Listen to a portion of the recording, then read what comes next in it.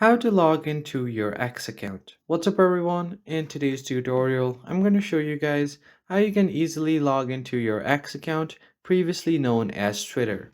But before getting started, make sure to hit the like button on the video and subscribe to the channel. Don't forget to hit the notification bell so that you don't miss out on any of our new uploads. Now let's get into the video. The first thing you need to do is open up the application, but before you do that, make sure the application is up to date. And once you get here, you'll have two options. You can either create an account or log into your account.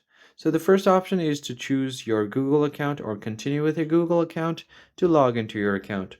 Or if you already have an account, tap on login. And here you'll just have to provide your email address like this and tap on next. Now you'll just have to enter your password to log in.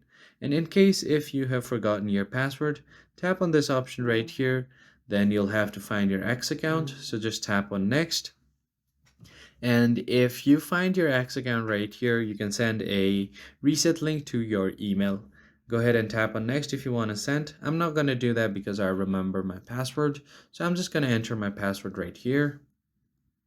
Now, once you have entered your password, you should be logged into your account. So as you can see here, I am successfully logged in on my account.